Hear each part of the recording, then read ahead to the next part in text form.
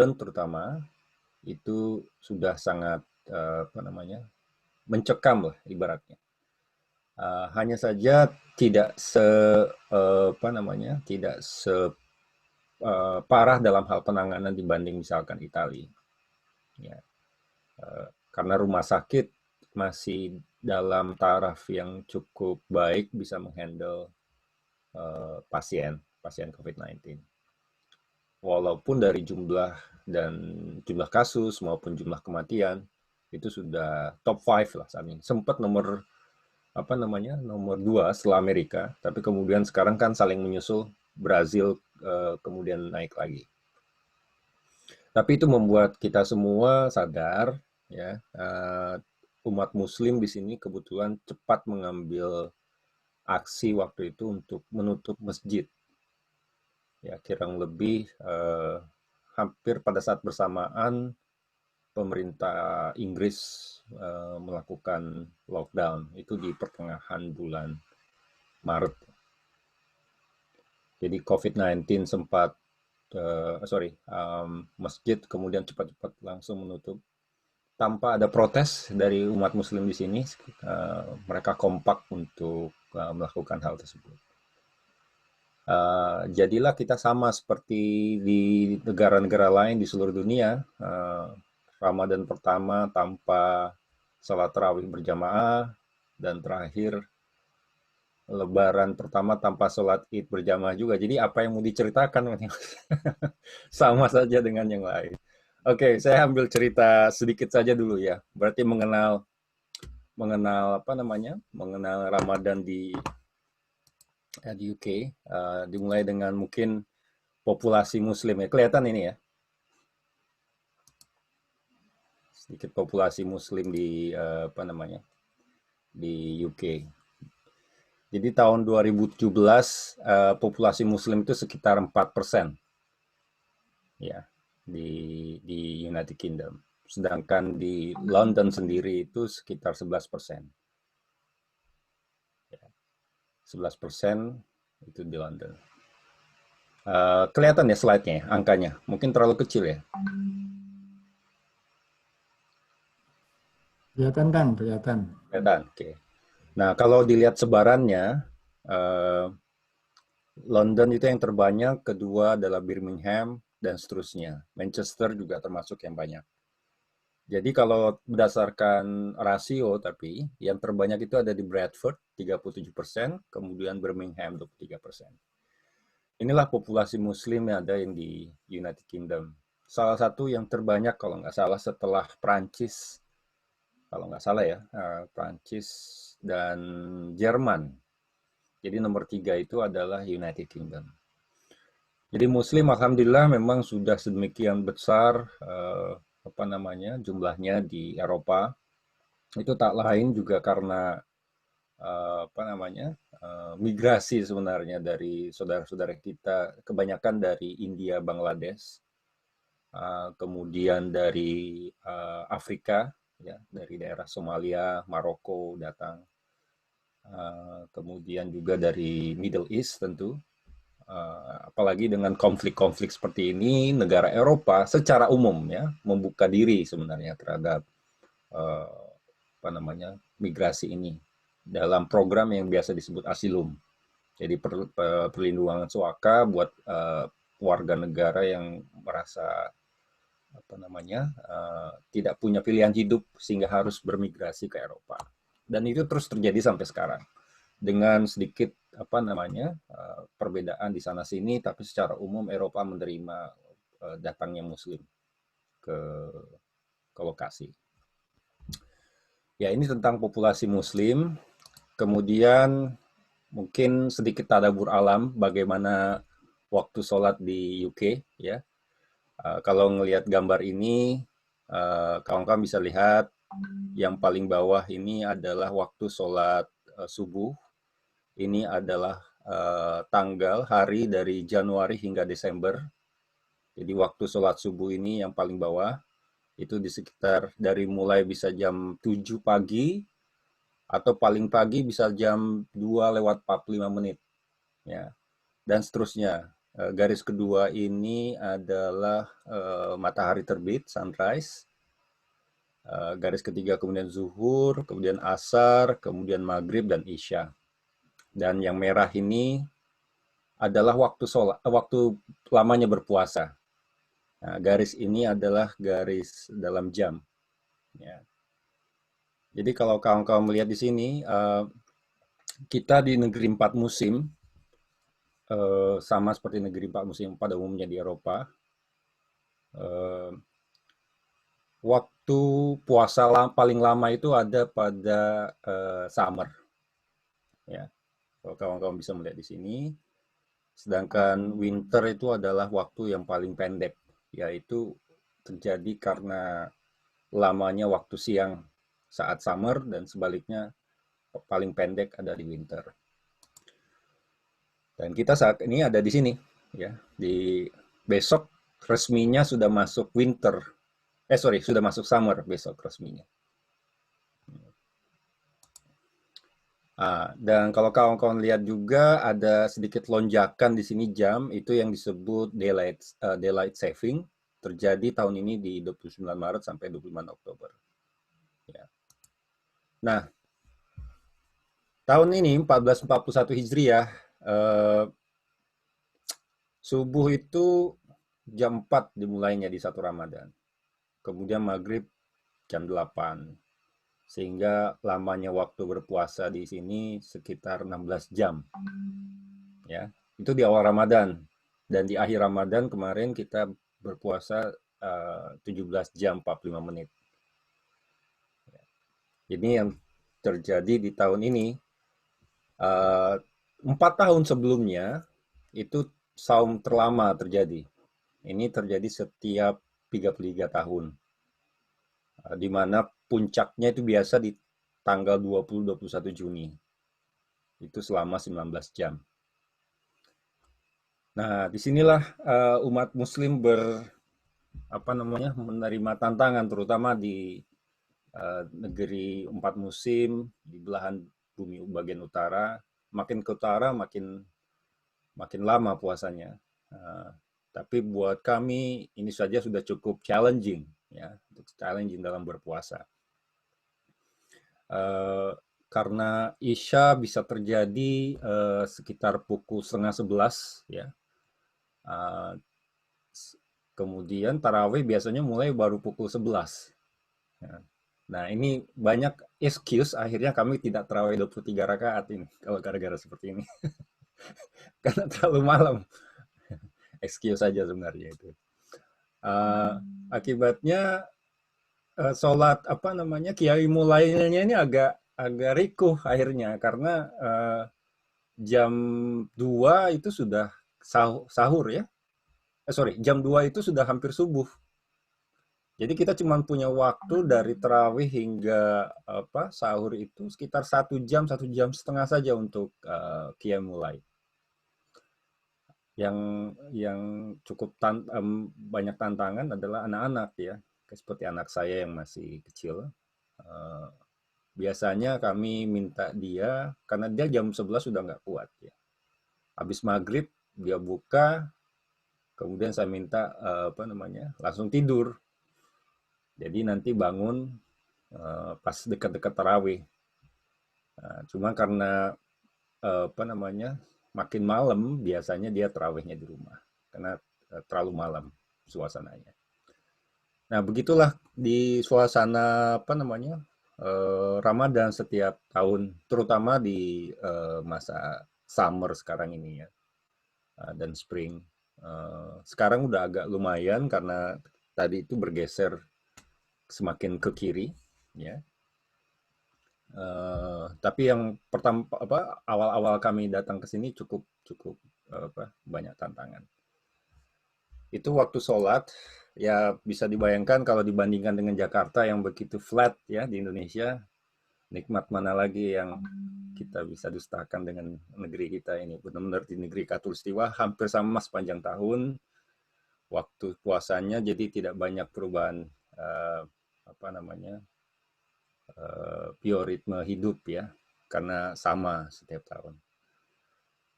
biasanya juga akibat dari apa namanya sholat waktu sholat ini waktu lamanya berpuasa istri dan anak perempuan saya kalau ingin membayar puasanya ya itu dilakukan pada saat winter karena lebih pendek. Jadi sekarang ini summer setelah puasa 6 Syawal bolos dulu katanya.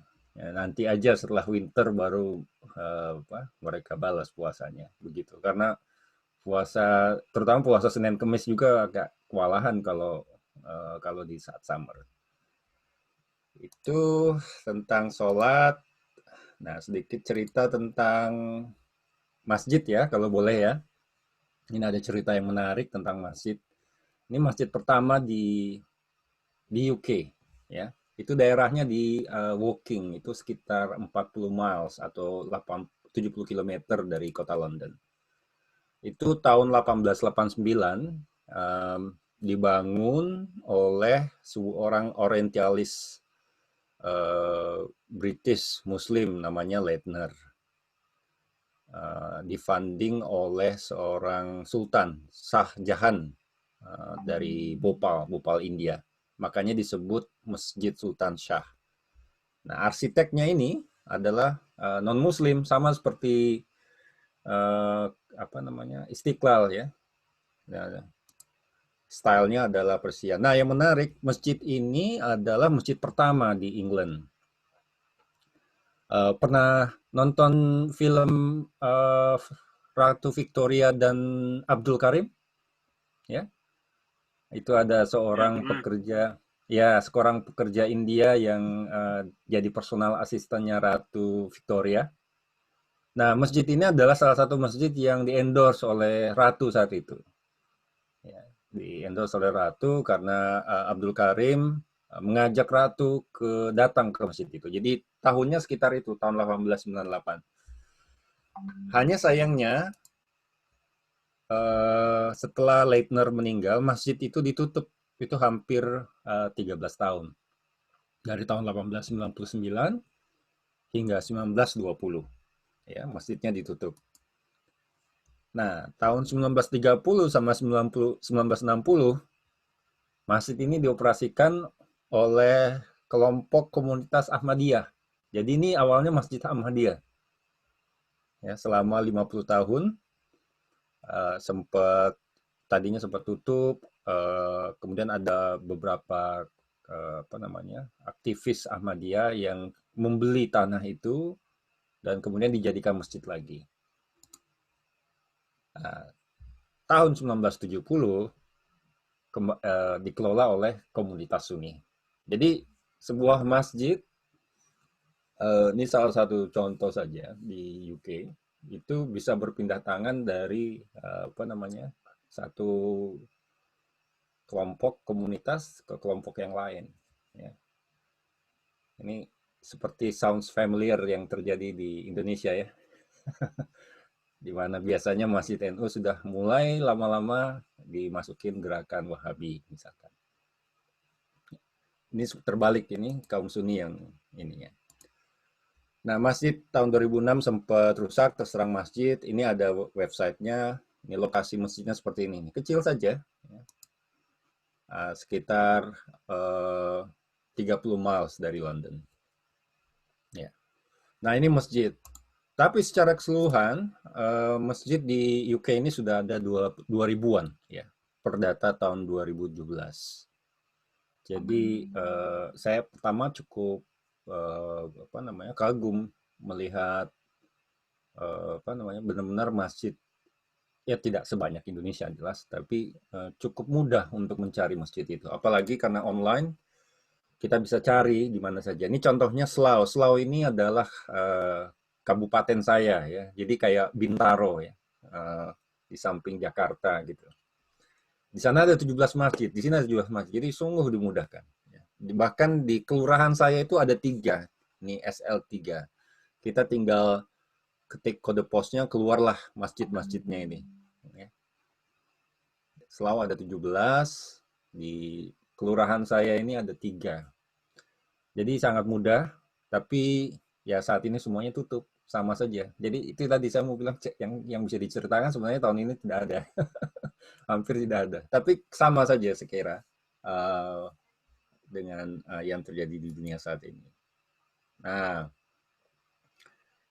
kalau melihat masjid juga, kawan-kawan bisa lihat kapasitasnya itu memang nggak besar-besar, ya. Seperti di ini karena memang tanah di sini mahal dan pengelolaannya juga cukup costly. Masjid-masjid besar itu biasanya hanya ada satu dua di daerah. Bradford salah satu masjid terbesarnya itu rata-rata hanya 8.000 orang kapasitas ininya. Itu saja udah termasuk besar. Ada dua yang besar juga di Birmingham. Di London ini kalau kawan-kawan pernah datang ada di Central Mosque di tepat jantung kota London. Itu kapasitasnya sekitar 5 ribuan. Ya. Nah, ini yang menarik. Uh, Mudah-mudahan kelihatan ya. Kalau kita ke masjid di UK, memang lebih beragam karena mazhabnya beragam juga, ya kan? Jadi jangan kaget kalau melihat lagi sholat sebelahnya juga ada yang begini, ada yang begini, uh, ada yang duduk antara dua sujudnya itu nggak baca doa duduk antara dua sujud itu. Jadi habis sujud duduk terus sujud lagi. Jadi jangan kaget gitu ya. Uh, ini yang membuat Islam apa namanya cukup beragam di sini. Hanya kawan-kawan lihat tadi yang jumlah masjid 2.000 itu tidak semuanya memang Sunni. Ya, ada Syiah juga, ada Ahmadiyah juga. Bahkan masjid yang apa namanya yang sangat megah ada salah satunya di London itu difunded oleh pemerintah UK itu untuk komunitas Ahmadiyah. Ya, banyak yang bilang karena memang komunitas Ahmadiyah itu adalah bentukan dari pemerintah UK itu sendiri. Itu jumlahnya hampir 2.000. Yang besar itu adalah Deobandi sama Barelvi. Ini salah satu aliran Sunni ya, yang terbanyak datang dari India, Bangladesh. Ya. Ini ada yang menarik kalau sholat di masjid ini. Jadi kawan-kawan harus berhati-hati mengecek juga. Saya pernah nih, pertama datang sholat Jumat, ya, walat dolin, ya. Langsung teriak dong ya, amin gitu. Ternyata saya sendirian teriak amin, yang lainnya diam. Saya baru tahu ternyata aliran ini kalau amin gitu dalam hati, jadi tidak diucapkan sama sekali. Beberapa kali saya kena gap oleh situasi seperti ini. Hanya mereka ini hampir sama dengan NU ya. Jadi habis sholat itu apa namanya salawatan, salaman-salaman. Saya kaget juga gitu. Ini aliran salah satu aliran dari Sunni juga. Jadi kalau kamu bisa lihat beragam sekali karena memang sini adalah melting pot. Dari sini juga saya mulai belajar banyak apa namanya. Oh, beginilah ternyata interpretasi beberapa kelompok terhadap Islam. Tidak hanya mendengar, sekarang kita melihat langsung, ya. Jadi satu masjid walaupun dibilang masjidnya aliran Deobandi atau Barelvi, tapi yang datang kan itu tidak selalu kelompok yang sama. Kecuali Syiah yang memang sungguh eksklusif, yang lain adalah mix. Saya beberapa kali sempat sholat juga di masjid Syiah. Ya, tahunya itu ternyata kalau masjid Syiah biasanya ada foto ya di dinding ya. Itu imamnya. Jadi saya baru tahu setelah sholat gitu ya. Jadi buru-buru nih mau maghrib datang masuk. Biasanya udah diliatin sama apa saudara-saudara kita di sana. Ini pasti Sunni, ini nggak tahu nih masjid Syiah. Saya juga nggak tahu kan asal sholat aja. Biasanya masjidnya baru-baru. Baru selesai sholat mau keluar pintu ada foto besar imamnya pakai surban. Oh oke. Okay. Ya, berarti masjid Syiah. Ya, udah nggak apa-apa. Iya, Nggak Mas dikasih Ruli. genteng, Om Ruli. Kalau sholat isya dari kasih anu, apa dari kasih genteng. Apanya tuh? Itulah yang dicium tuh biasanya dicium. Semacam Oh, turba, tempat turba, sujudnya ya? ya turba. Turbanya. Ya, Saya nggak lihat pas dia sholat ya. Mungkin pada saat dia selesai sholat, dia mungkin keluar apa mau sholat keluarkan itu ya. iya. Tapi Memang saya iya. nggak lihat. Itu Mas Ruli sholat belum waktu sholat maghribnya Iya mereka. betul. Sesudah sholat maghrib. Baru selesai sholat maghrib. Jadi mereka Ya, habis jamaah. Mas Ruli, Ya. Mas, saya pernah lihat di status Facebooknya Mas Ruli dulu kalau nggak salah itu, ketika posting azan di tengah-tengah kota London seperti itu. Bener ya Mas ya? Pernah posting. Ya. Ya, ketika Mas Ruli tadi bilang nikmat mana yang teman-teman dustakan gitu sebagai warga Indonesia gitu. Saya bener-bener waktu itu terenyuh gitu Mas. Ya Allah, bener ya gitu kan. Kita yang masjid kadang-kadang samping rumah aja, yang kadang-kadang cuma beberapa meter dari rumah aja, kita kadang-kadang susah gitu. Bagaimana teman-teman yang di luar negeri gitu. Mungkin perjalanan ke masjid itu juga nggak dekat. Mungkin perjalanannya juga membutuhkan waktu yang nggak lama gitu. Itu mereka punya tantangan tersendiri gitu. Kalau di UK antara rumah Mas Ruli memang tadi nggak jauh ya, karena memang ada beberapa masjid besar di kelurahan, ada 3 juga. Secara jarak nggak terlalu jauh juga ya Mas ya. Misalkan pengen jamaah itu juga gampang seperti itu ya Mas ya. Tapi tetap harus naik mobil kalau saya sih ngelihatnya, karena nggak praktis kalau jalan kaki, cukup jauh juga. Ya tidak senyaman di Indonesia memang. Uh, Lagi pula juga kalau biasa saya traveling sampai ke Manchester gitu, uh, harus cari juga ya di Google, tapi gampang lah ketemunya itu, ya gampang ketemunya. Tapi sekali lagi tidak senyaman yang ada di Indonesia. Mengenai azan yang kemarin itu biasanya terjadi saat Ramadan, itu komunitas Muslim bikin acara buka bersama uh, di tengah kota London. Dan ya kita juga kaget ya, tiba-tiba azan berkumandang di saat berbuka, dan kita sholat berjamaah uh, apa namanya sholat berjamaah di tengah kota London itu, di lapangan di tengah kota London. Kaget juga. Uh, jadi pada umumnya begini, saya ngelihat UK ya penganut hak asasi manusia lah saya bilang. Semuanya boleh. Jadi jangan kita juga langsung rasa excited. Wah, Islamnya dihargai. Tidak, semuanya dihargai di sini. Termasuk LGBT juga. Jadi jangan terlalu berlebihan gitu ya. Tapi tidak juga terlalu baper bahwa Islam di sini juga ditekan, enggak juga. Prinsipnya adalah kita bisa bicara bahwa apa pentingnya tentang ini, mereka akan coba adopt. Ya betul. Jadi di sini semuanya berkumpul, semua aliran ya. Ada HT, ada Syiah, semuanya berkumpul, semuanya boleh. Ada Ahmadiyah, hidup tenang sama-sama. Intinya adalah hak asasi manusia. Itu saja. Jadi jangan tiba-tiba kok LGBT dibolehin di sini, ya namanya juga hak asasi manusia, semuanya boleh. Ada satu cerita, saya tadi juga mau bilang, pendidikan seks usia dini ya. Pendidikan seks usia dini ini sempat jadi topik di pendidikan di UK, karena akan diberikan pendidikan seks usia dini dan LGBT itu akan diberikan pada primary school di SD. Ya, ini jadi perdebatan, termasuk masuk ke MP. Ya, karena ternyata tidak hanya komunitas Muslim saja yang menolak. Intinya yang menolak ini adalah komunitas beragama. Jadi baik dari gereja, baik dari kelompok Jewish, ya, robai-robainya itu juga menolak, dan Muslim. Ternyata yang mendukung adalah kelompok non beragama.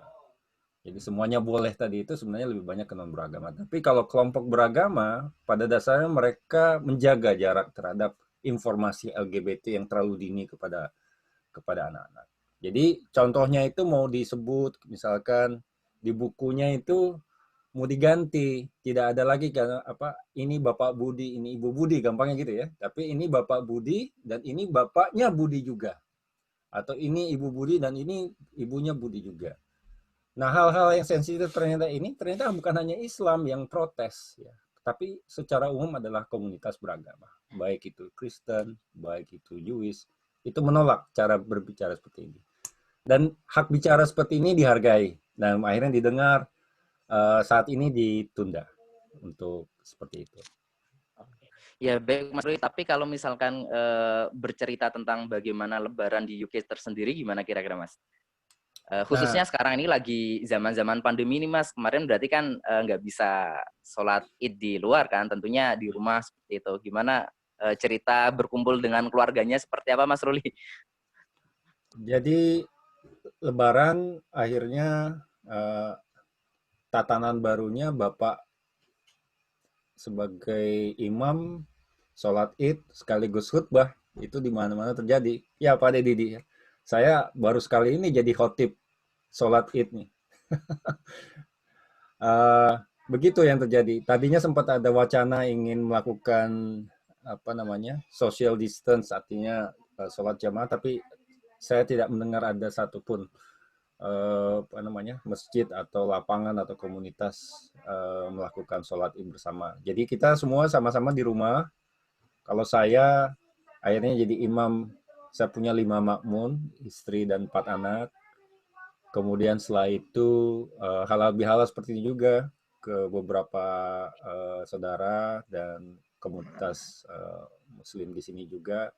Dan terakhir kemarin ya Pak Didi ya. Iya, terakhir kemarin. Kita halal bihalal juga.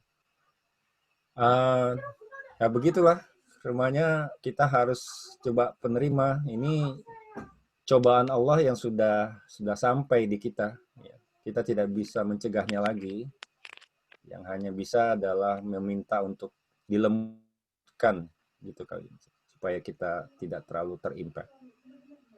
Oke, baik Mas Ruli. Ini mohon maaf karena memang pematerinya ada 4 yang udah bergabung, jadi memang harus bagi-bagi waktu seperti itu Mas Ruli. Ya, terima kasih waktunya Mas Ruli. Tadi udah sama-sama menceritakan bagaimana kehidupan apa namanya beragama khususnya yang Muslim di UK. Dari UK London kita sepertinya harus menyeberang ke Kuwait seperti itu. Udah menunggu di sana ada Mas Mustafa Haikal. Assalamualaikum Mas Mustafa. Halo, Mas Haikal. Ya, waalaikumsalam warahmatullahi wabarakatuh. Alhamdulillah.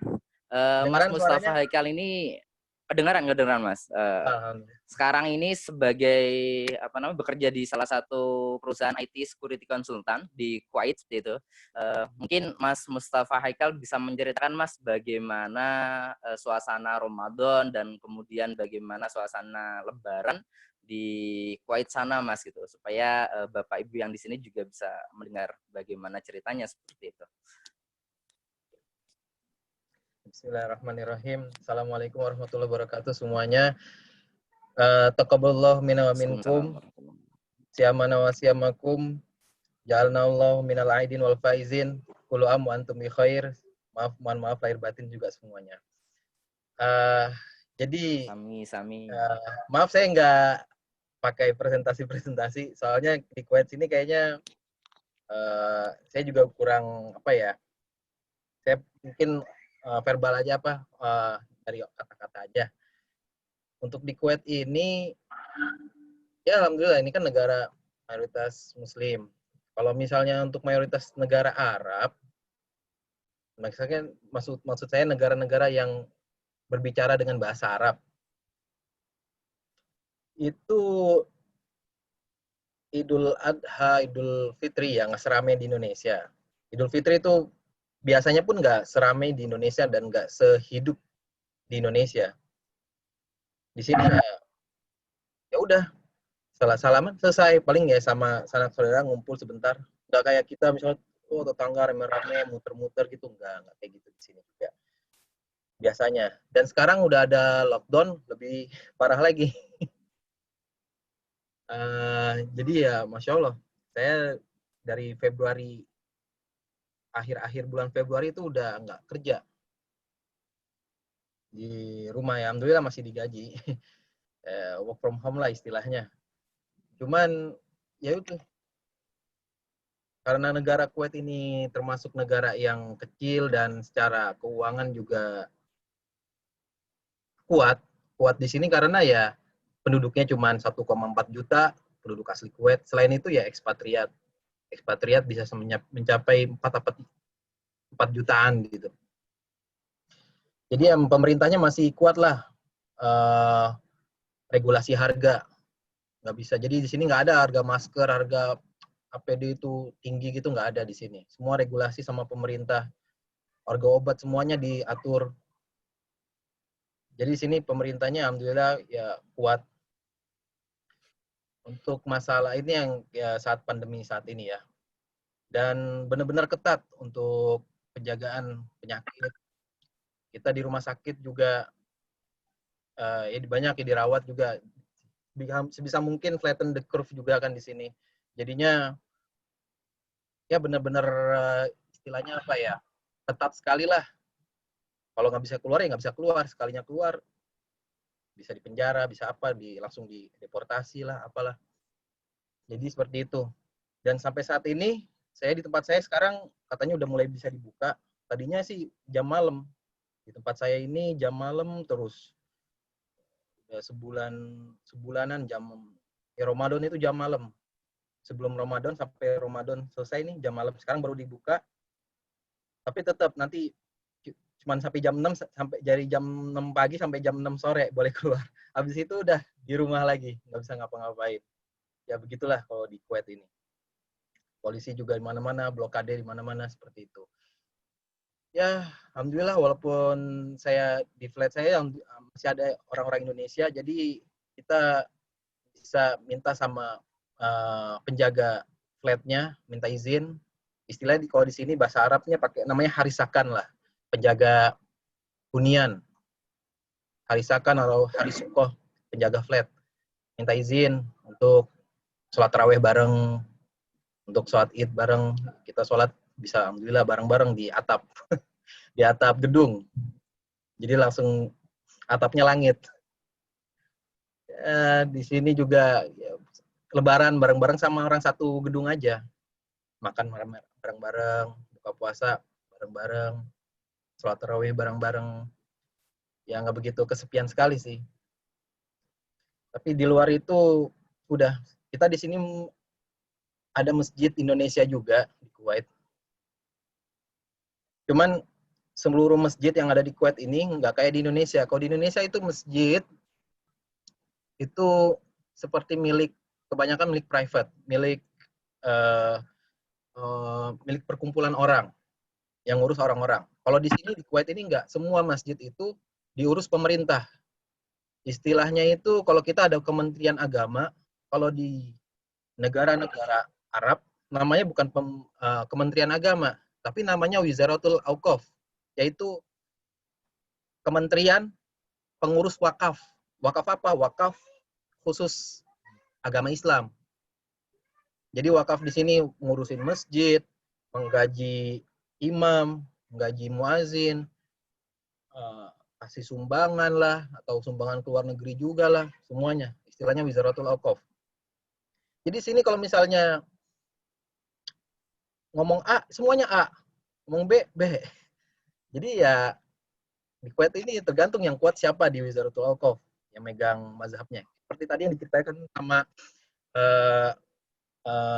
Pak Ruli, ada yang nggak baca amin saat sholat dolin ya, karena itu mazhabnya Hanafi. Mazhab Hanafi dianut orang India, Pakistan kebanyakan. India, Pakistan, dan Bangladesh. Ya kecuali India yang bagian Malabar, bagian Kerala, kebanyakan Syafi'i kayak Indonesia. Ya di sini pun beragam. Orang ada Syiah, di sini Syiahnya juga kuat karena kebanyakan orang Kuwait ini keturunan dari Iran. Jadi di sini paling kuat Syiahnya Syiah 12 imam, 12per.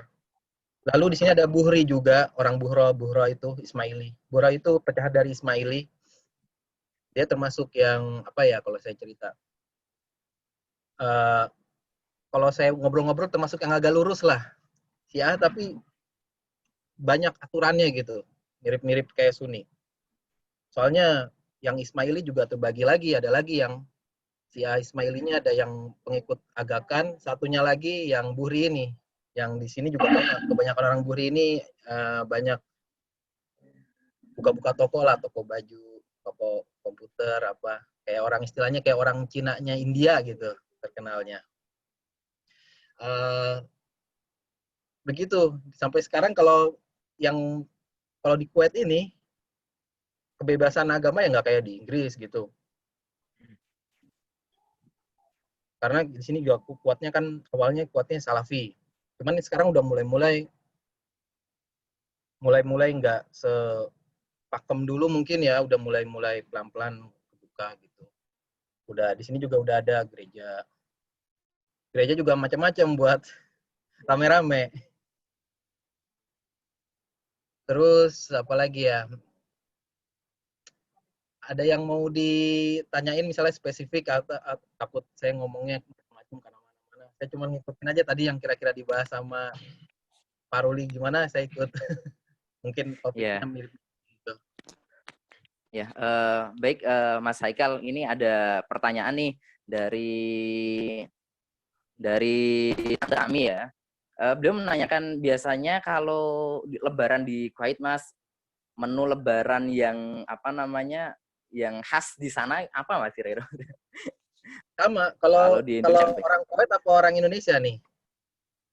Ya, orang Indonesia yang sedang di Kuwait. Orang Indonesia sama, nggak ada bedanya. Tetap opat, tetap bakso, ayam ada. Mirip opor, semuanya ada. Opor Rendang. Enggak, tetap sapi. Tapi kalau untuk orang Kuwaitnya sendiri, Hah? Kalau untuk orang Kuwaitnya sendiri, orang-orang Kuwait, saya kurang tahu namanya. Tapi ya majbus, nasi majbus. Nasi majbus itu kayak nasi kapsah. Di sini nasi majbus, kapsah. Terus ada sayur-sayurannya lagi. Campur di sini karena di sini di Kuwait ini agak plural juga. Jadi istilahnya nggak orang Teluk aja. Arab Teluk tuh Khalij. Istilah kita tuh Khaliji, orang Teluk. Orang Teluk tuh orang mana? Orang Kuwait, orang Qatar asli, orang Bahrain, orang Saudi, Yaman juga itu masuknya tuh daerah-daerah Teluk tuh. Ada di sini ada juga orang Syria, ada orang Libanon. Jadi dan banyak pula orang Mesir. Jadi orang Mesir, jadi makanan ya dari macam-macam itu. Semua yang orang Mesir bawa, setiap imigran, setiap ekspat bawa tradisinya masing-masing, bawa istilahnya ya, bawa adatnya masing-masing. Jadinya ya di sini makanan macam-macam. Ya walaupun ya secara garis besar makanan-makanan kalau Arab yang dekat Eropa gitu, Arab Syria, Libanon ya mirip-mirip Eropa, udah kayak Italia, mungkin rasanya asam-asam, demennya asam aja. Ya yang maaf mungkin di lidah kita kurang pas gitu. Kalau kita mah tetap paling dekat ke lidah masakan India, masakan Pakistan. Iya, memang. Di lidah. Memang ini ya Mas, apa namanya, kita sebagai orang Indonesia misalkan lagi pergi kemana, tetap kalau misalkan waktu-waktu Lebaran yang namanya ketupat nggak bakalan tinggalan ya, ketupat, terus kemudian opor ayam seperti itu nggak bakalan. Masya Allah, di sini orang-orangnya kreatif Mas. Jadi semua sekarang kan udah ada YouTube, bahan-bahannya ada, tinggal buat cakwe, buat pempek, semua ada, somai, dimsum, semuanya buat sendiri bisa orang-orang, dan bisa jual. Tahu, tempe, buat sendiri, dijual lagi ke orang Indonesia, harganya ya bisa berkali lipat. Masya Allah. Pun di sini karenanya saya juga tahu bahwasanya teman-teman di Fasnu ini khususnya yang ibu-ibu juga suka pada masak gitu Mas. Jadi mungkin pertanyaannya lebih ke makanan kayak itu. Nah ini ada pertanyaan nih Mas dari Mbak Mega terkait masalah sistem pemerintahan di Kuwait itu menganut sistem pemerintahan yang seperti apa ya Mas Haikal? Kalau kerajaan bentuk negara mereka monarki istilah nggak tahu ya istilah monarki absolut apa enggak ya. Soalnya dia juga monarki, tapi ada parlemennya juga, istilahnya majelis ummah. Di sini kayak ada MPR-nya lah, majelis ummah. Tapi ya kalau misalnya kerajaan nggak suka apa gimana, ada masalah tiba-tiba ada di majelis ummahnya lagi ada konflik, nggak satu suara, terus sampai ke kerajaannya pusing, bubarin, selesai bubar. Pernah kayak gini berapa kali tuh bubar, ya udah bubar, nggak ada.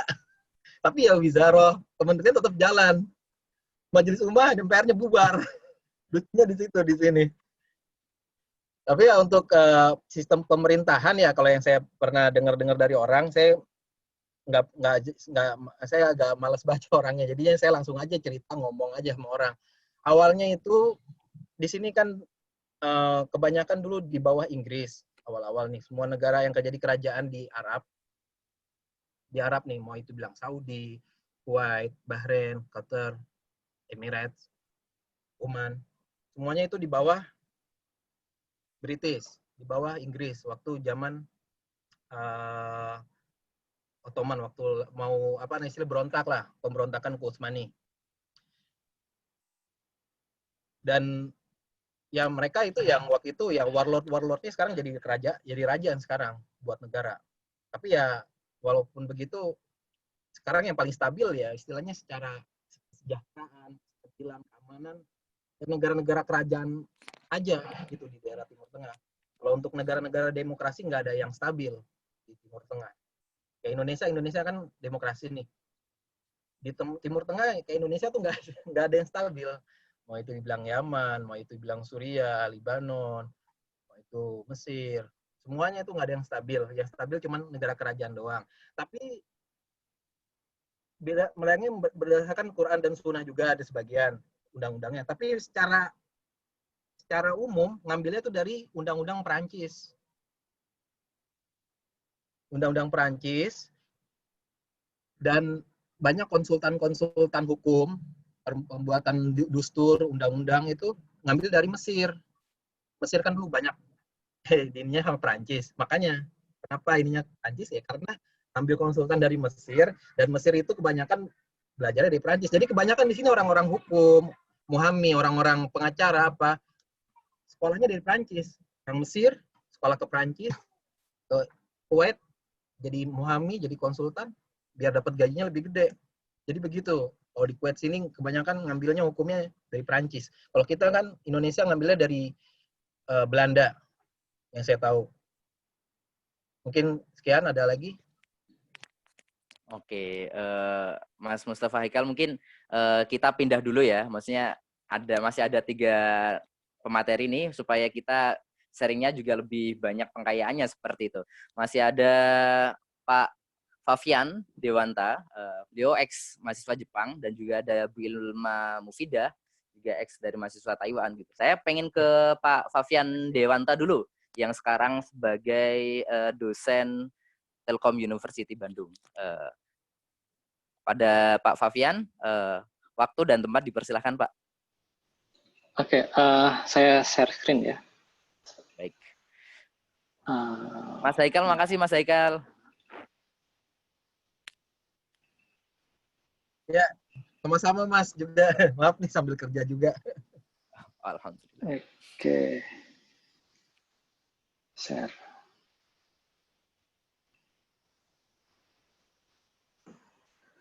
Oke, Assalamualaikum warahmatullahi wabarakatuh. Terima kasih atas waktu yang diberikan untuk saya bisa berbagi pengalaman mengenai kegiatan Ramadan dan Lebaran di Jepang.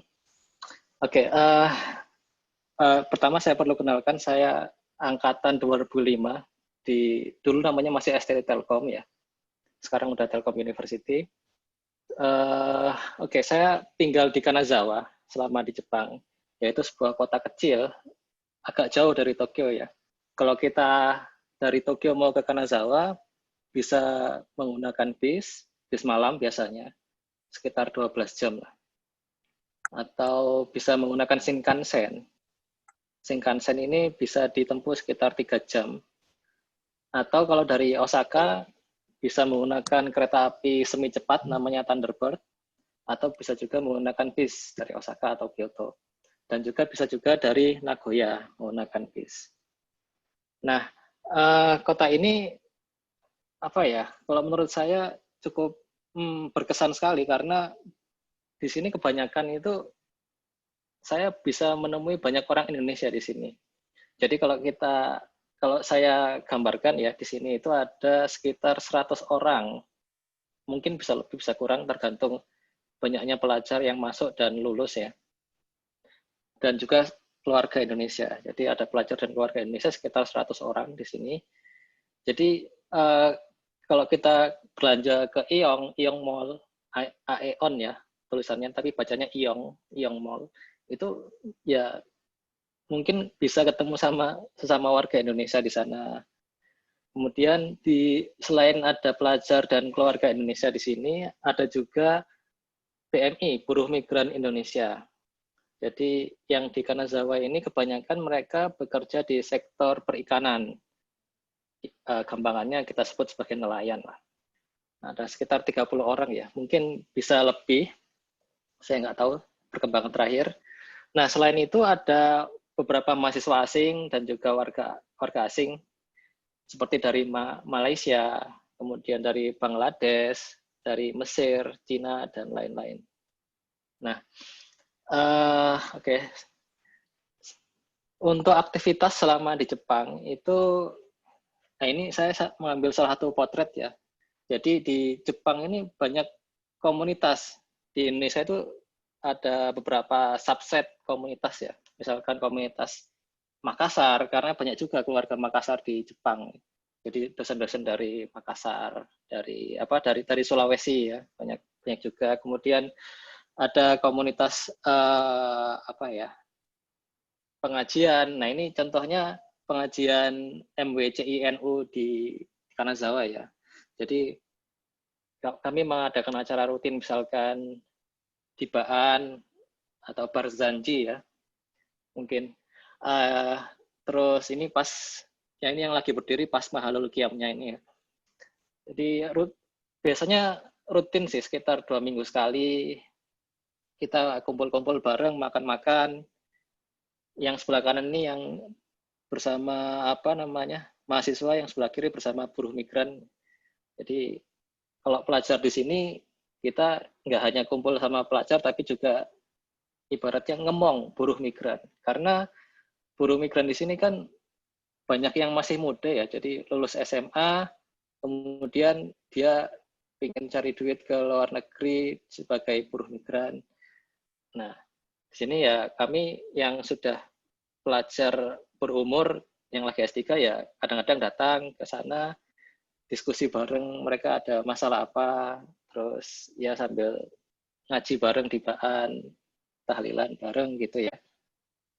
Kemudian, nah kami juga punya grup rebana ini. Jadi ada beberapa teman yang bisa main terbangan, rebana gitu. Sempat juga mengisi acara di kegiatan seni kota Kanazawa gitu.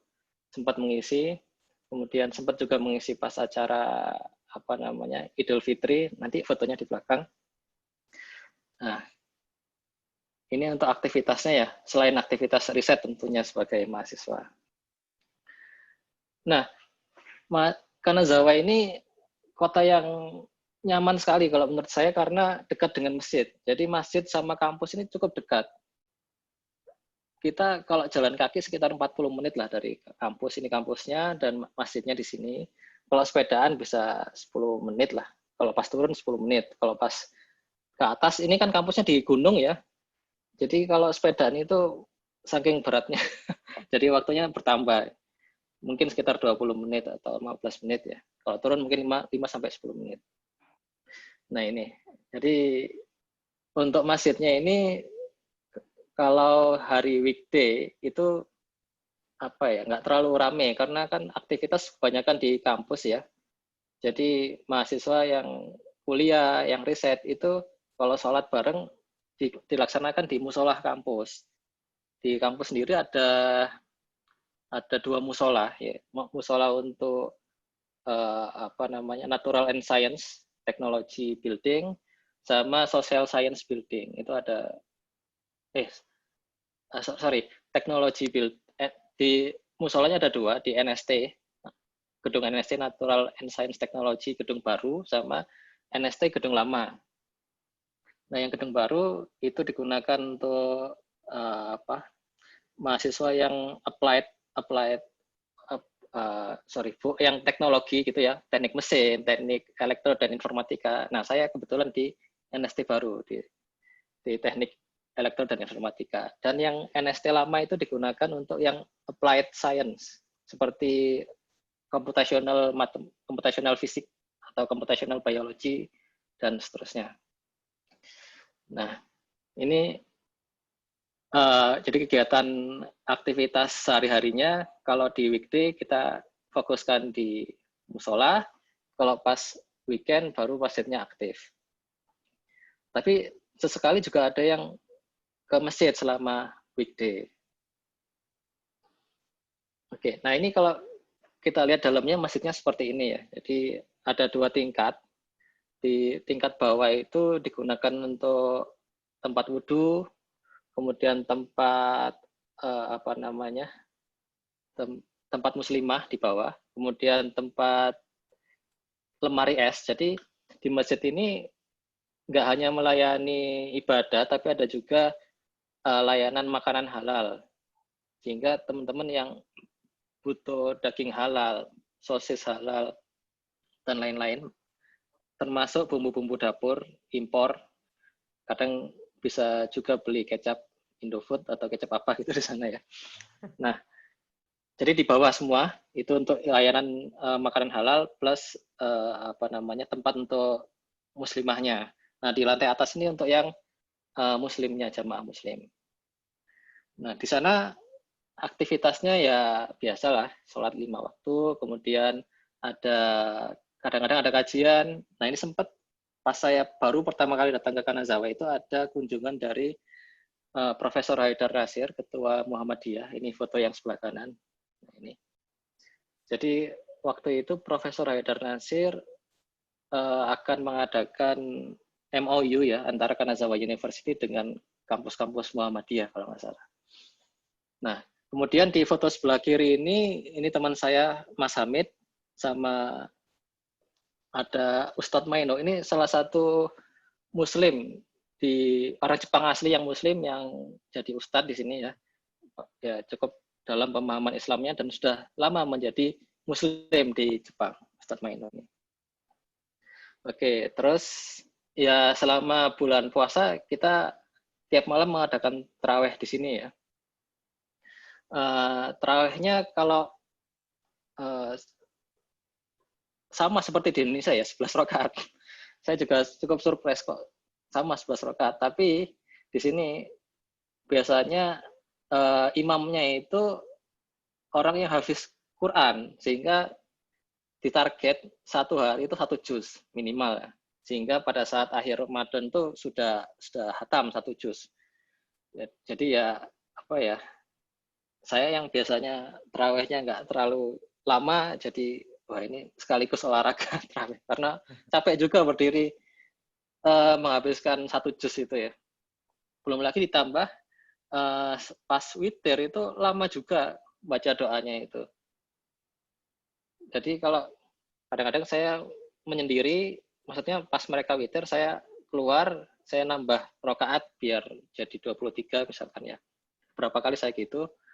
Dan mungkin 8 rakaat itu witir kunutnya itu baru beres. Kunut witirnya, jadi wah lama sekali ini. Imamnya biasanya orang Mesir. Nah, seperti itu. Jadi unik lah tarawih di sini, orang Mesir. Dan di pertengahan tarawih ya itu biasanya ada kultumnya dari orang Mesir. Kadang-kadang juga gantian. Ada orang Indonesia yang menyampaikan kultum, ada orang Malaya atau Bangladesh. Tapi seingat saya, yang paling dominan di masjid ini adalah orang Mesirnya. Karena masjid ini kan diinisiasi oleh orang Mesir ya. Pendiriannya, terus running masjidnya awalnya. Kemudian semakin banyak Muslim yang masuk, akhirnya ya saling bekerja sama. Tapi tetap untuk yang komando yang leadingnya itu orang Mesir di sini. Oke, nah selama Ramadan riset tetap jalan ya. Jadi ya apa ya, nggak, ya beda lah dengan Indonesia. Kalau Indonesia kan Ramadan jam kerja kan berkurang kan ya, tapi di Jepang tetap 12 jam ya 12 jam harus dijalani. Bahkan mungkin lebih tergantung load dari apa riset itu sendiri. Terus kemudian, nah buka bersama ini ada 3 tipe kalau saya boleh kategorikan. Pertama tipe weekday itu biasanya kita buka puasanya di musola gedung kampus ya. Jadi mahasiswa yang riset kemudian kuliah pas maghrib mereka berkumpul di gedung musola kampus mendengarkan kultum dari apa namanya gantian setiap mahasiswa menyiapkan kultum ditunjuk oleh KMII komunitas keluarga muslim komunitas muslim Indonesia kalau nggak salah. Nah itu yang mengorganisir kegiatan Ramadan di Kanazawa ya. Nah, selama weekday kita melakukan aktivitas di musola kampus, jadi buka puasa. Nah, setelah buka puasa, ya sudah ada yang melanjutkan riset lagi sampai malam, termasuk saya juga. Saya kemarin tuh ya begitu habis, apalagi di tahun terakhir ya, setelah buka puasa di kampus, langsung balik ke lab lagi, kerjakan riset atau diskusi sama sensei sampai malam, sampai jam 12 kadang. Kemudian selama weekday, aktivitas Ramadan dipusatkan di Masjid Kota Kanazawa ya. Jadi buka puasa di sana, ada kultum juga. Kemudian kadang-kadang kita juga mengorganisir kegiatan buka bersama di Apato bersama komunitas. Nah ini pada saat buka puasa bersama dengan pengurus MWCI-NU Kanazawa ini bersama keluarga. Kadang-kadang juga bersama dengan buruh migran atau bersama dengan komunitas penerima beasiswa misalkan. Nah saya kan beasiswa LPDP, kadang-kadang kita ngobrol bareng buka puasa atau lebaran bareng ya dan seterusnya.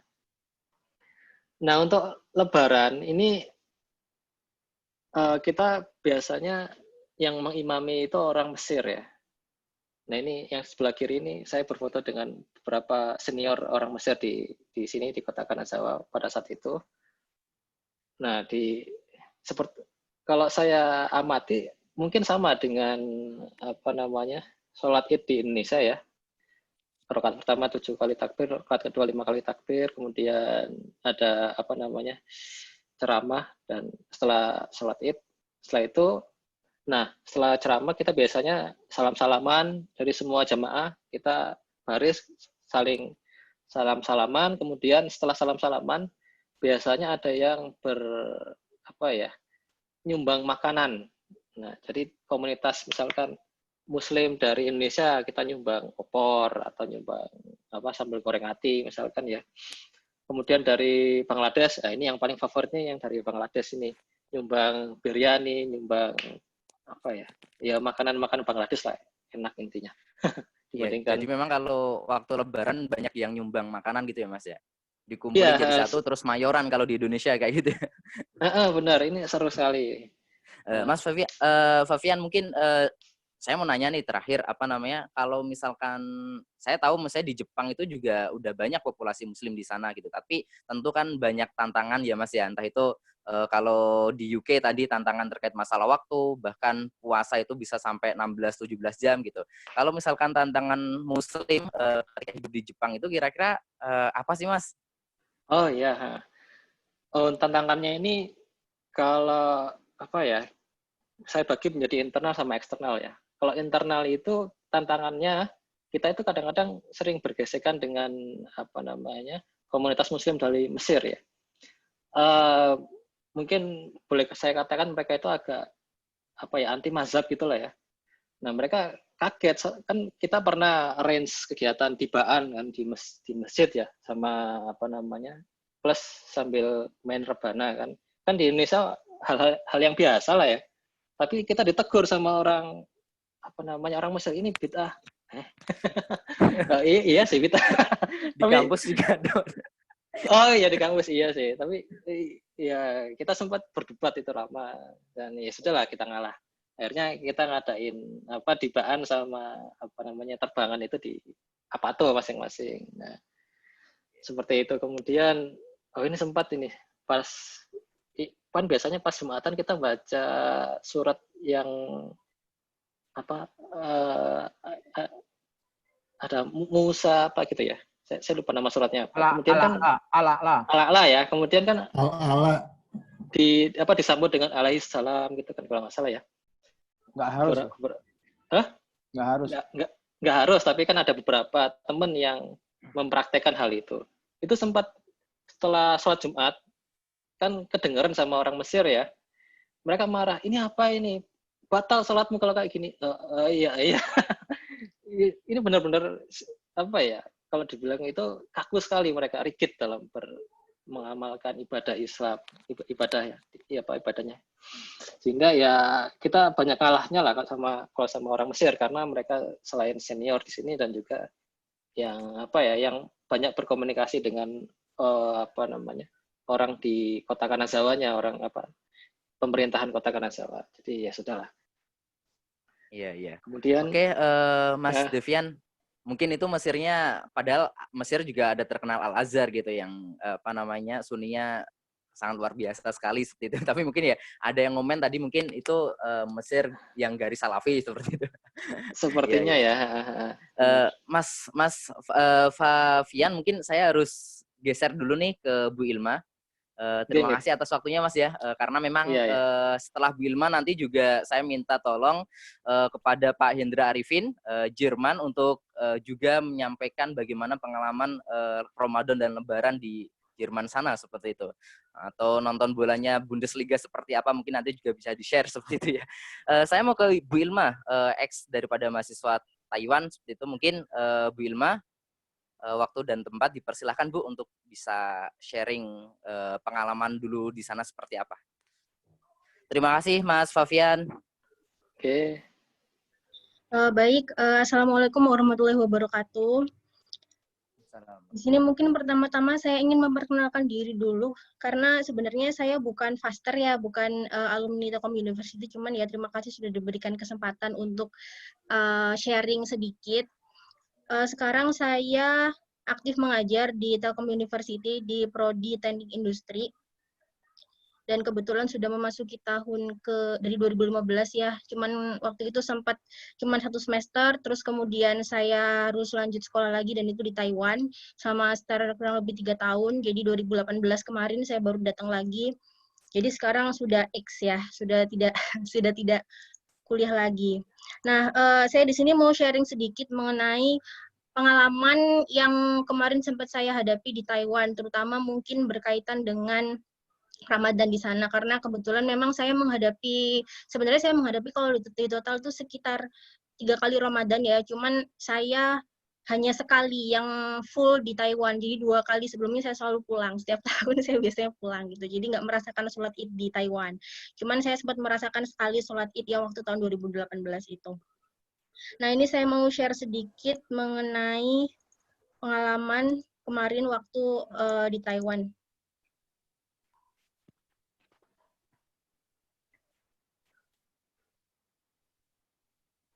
Jadi di sini saya kasih judul, ini adalah judulnya minoritas rasa mayoritas ya. Kenapa begitu? Karena kalau di Taiwan itu penduduk Indonesianya cukup banyak. Jadi kalau dibandingkan dengan negara-negara Asia yang lain, mungkin ya di Taiwan itu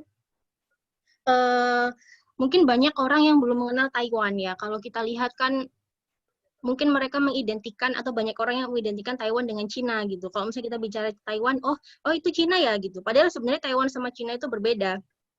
Jadi tidak bisa disatukan gitu. Kenapa tidak bisa disatukan? Karena dulu itu Taiwan ada karena ada konflik di Cina, dan karena konflik tersebut akhirnya terpecah menjadi Taiwan itu sendiri gitu. Dan di Taiwan itu bahkan profesor saya juga bilang tidak mau disebut sebagai orang Cina. Beliau marah kalau disebut sebagai orang Cina karena berbeda antara Cina dengan Taiwan. Nah, Taiwan ini sebenarnya negara yang bukan negara. Kenapa bukan negara? Karena banyak negara yang tidak mengakui adanya Taiwan gitu. Bahkan di Indonesia sendiri juga tidak ada kedutaan Taiwan, itu tidak ada. Adanya adalah kantor dagang. Jadi kalau ingin mengurus visa ke Taiwan itu biasanya bukan ke kedutaan Taiwan tapi ke kantor dagang Taiwan. Dan bahkan sekarang di Surabaya saja ada kantor dagangnya, di Jakarta juga ada. Kalau dulu kalau misalnya mau mengurus visa ke Taiwan itu harus ke Jakarta gitu kan, di kantor dagang Taiwan di Jakarta. Kalau sekarang di Surabaya sudah ada kantor dagang Taiwan. Nah, di Taiwan, bedanya Taiwan dengan Cina itu apa mungkin banyak belum tahu ya. Jadi sebenarnya secara penampilan orangnya itu sama. Jadi secara penampilan orangnya sama, fisiknya sama, persis sama. Cuman perbedaan dari segi culture-nya mereka itu berbeda. Kalau di Cina mungkin mereka masih agak kental budaya lokalnya itu masih terlihat ya. Kalau di Taiwan tidak begitu terlihat. Mungkin karena mereka juga ingin membedakan diri dengan Cina sehingga tidak terlalu istilahnya lokal culture-nya tidak terlalu terlihat gitu. Bahkan mereka sebenarnya lebih ke American minded. Jadi kalau dibilang tempat tujuan favorit orang-orang Taiwan untuk sekolah itu di Amerika. Jadi sebagian besar pengajar ya di kampus saya di N2UST, National Taiwan University of Science and Technology itu, sebagian besar itu lulusan Amerika. Karena memang mereka cenderung American minded. Jadi mereka menganggap kalau Amerika itu keren gitu. Kiblatnya ke sana. Karena kan memang Cina sama Amerika apalagi sekarang kan sedang panas-panasnya. Nah, Taiwan ini lebih ke Amerika. Nah, bahasanya juga berbeda. Kalau di Cina itu sekarang sudah menggunakan bahasa, sebenarnya bahasa induknya sama gitu kan. Cuman kalau bahasa umumnya di Cina itu sudah pakai yang simplified. Pakai bahasa Mandarin yang Cina yang simplified. Kalau di Taiwan kita masih pakai Cina yang tradisional gitu. Jadi berbeda, bahasanya berbeda. Bahkan mata uangnya juga sudah berbeda. Jadi sebenarnya Taiwan sama Cina itu berbeda. Gitu. Nah, kalau dilihat di sini, kenapa saya bilang tadi minoritas rasa mayoritas? Karena bahkan di sini dibilang bahwa 10% ya, 10% penduduk Taiwan itu adalah sebenarnya WNI gitu. Nah, WNI itu bekerja dalam sektor apa saja, apa sih kegiatan mereka di Taiwan itu ada 3, sebagian besar itu. Jadi BMI itu Buruh Migran Indonesia atau disebut juga dengan TKI. Nah, bisa dilihat di sini TKI di Indonesia, TKI di Taiwan itu sangat banyak ya.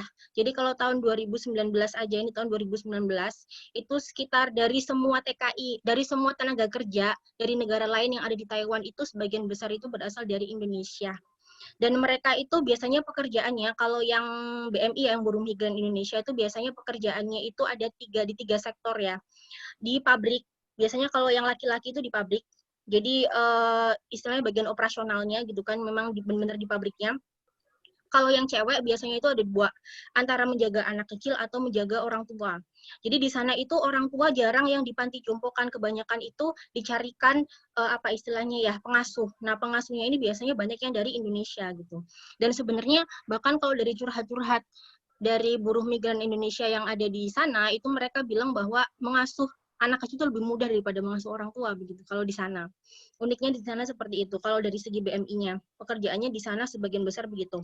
Nah, yang kedua, mereka juga orang Indonesia di Taiwan juga bekerja di sektor formal. Jadi kebanyakan yang lulusan master degree yang nggak mau pulang ke Indonesia itu kerja di sana. Terutama yang bahasa Mandarinnya bagus dan itu gajinya lumayan gitu. Makanya banyak yang ngincar kerja di Taiwan gitu. Nah, yang ketiga ini yang mahasiswa. Jadi yang mahasiswa ini banyak ya. Taiwan itu banyak sekali merekrut mahasiswa, dulu didominasi oleh kampus-kampus seperti ITS, ITB, UGM ya, tapi sekarang sudah mulai merata, sudah banyak kampus yang mengirim mahasiswanya ke Taiwan, dan itu semua kebanyakan beasiswa dari Taiwannya. Jadi kelebihannya mereka itu sangat istilahnya memfasilitasi mahasiswa. Mungkin juga mereka ingin mengundang banyak orang ke negaranya, gitu kan, sehingga mereka memfasilitasi beasiswa yang tersedia juga cukup banyak di sana, gitu. Jadi banyak mahasiswa Indonesia yang ke sana. Bahkan kalau 2019 itu tercatat 6.000 mahasiswa yang dari Indonesia yang sedang menempuh pendidikan di Taiwan, gitu. Nah, bisa dibilang kalau dari seluruh mahasiswa yang di luar negeri, yang sekolah di luar negeri, itu 10% itu berasal atau sedang bersekolah di Taiwan, begitu. Jadi saking banyaknya warga Indonesia yang ada di Taiwan. Nah, kalau toleransi beragamanya bagaimana? Jadi di sini kalau dilihat masjidnya cukup banyak ya, untuk negara yang sangat kecil masjidnya cukup banyak. Di Taipei saja yang merupakan ibu kota ada 2 masjid. Ada masjid Grand Mosque yang paling besar ya, sama ada masjid satunya yang kecil, yang lebih kecil ukurannya.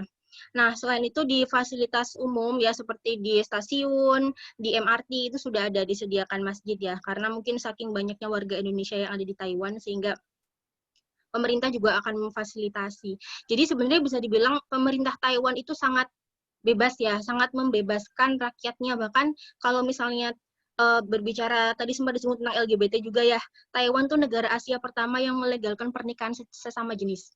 Jadi bahkan dulu waktu saya masih kuliah di sana, 2018 atau 2017 sempat ada pawai juga, pawai LGBT di Taiwan gitu. Jadi saking bebasnya mereka membebaskan orang-orang yang minoritas di sana, termasuk orang Islam juga dibebaskan gitu, untuk beribadah. Bahkan sholat id pun kita difasilitasi di tempat-tempat umum, difasilitasi untuk sholat id. Nah, kalau di kampus seperti apa? Jadi kalau di kampus sebenarnya ini kan karena saya kemarin itu menempuh pendidikannya di NTUST, jadi ini saya kebanyakan sharingnya tentang di NTUST ya. Jadi kalau dilihat di NTUST itu sebenarnya bisa dibilang yang sangat memfasilitasi mahasiswa, karena banyak mahasiswanya yang muslim, yang terutama berasal dari Indonesia. Jadi di kantinnya pun itu ada memang yang khusus itu makanan halal, dan waktu itu di training juga sama teman-teman mahasiswa juga, di training si pengelola kantinnya itu juga sempat di-training sama mereka bagaimana sih makanan yang halal itu seperti apa gitu. Jadi ini memang sudah diawasi meskipun tidak secara legal.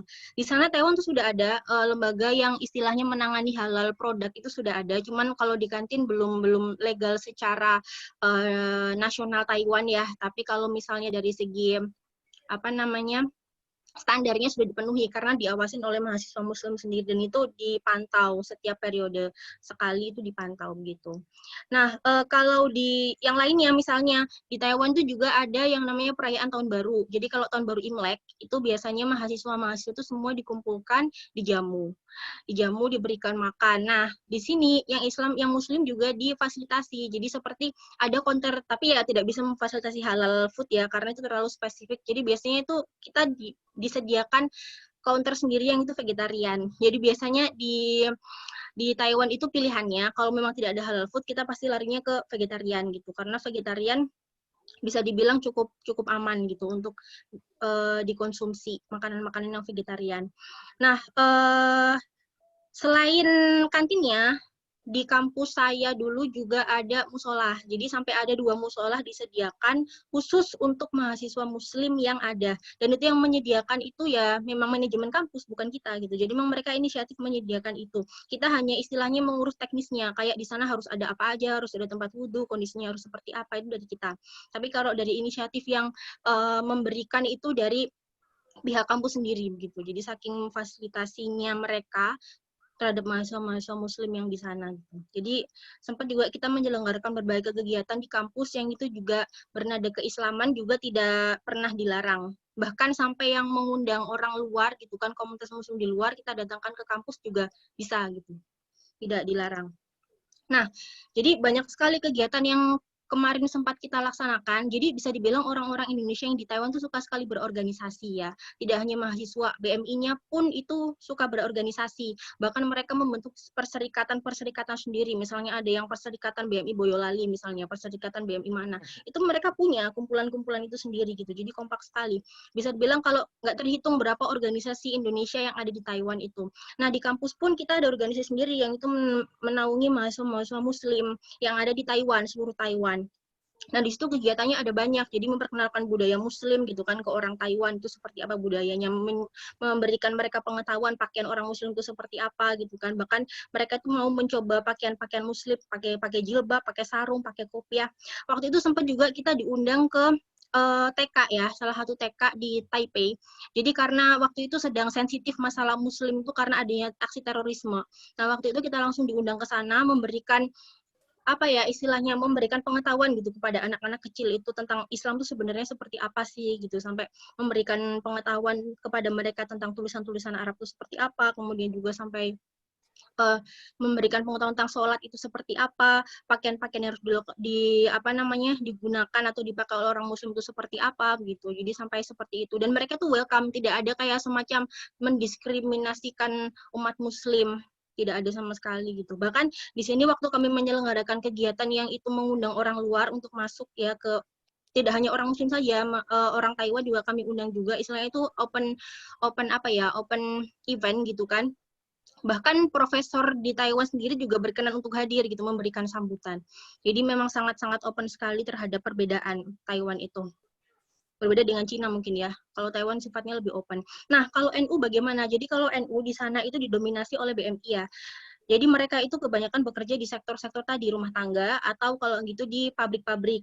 Tapi mereka itu solid, sangat-sangat solid. Kenapa? Mereka itu punya markas sendiri, yang mana markasnya itu mereka kumpulkan uang sendiri untuk menyewa markas itu sendiri. Dan itu dijadikan markas PCNU Taiwan. Bahkan sampai-sampai itu diakui oleh pemerintah ya, legal. Jadi kalau kita bicara PCNU Taiwan, pemerintah Taiwan tahu sebenarnya. Dan kalau misalnya ada acara sholat id atau apa, selalu meminta bantuan ke PCNU Taiwan. Penyelenggaraannya seperti apa.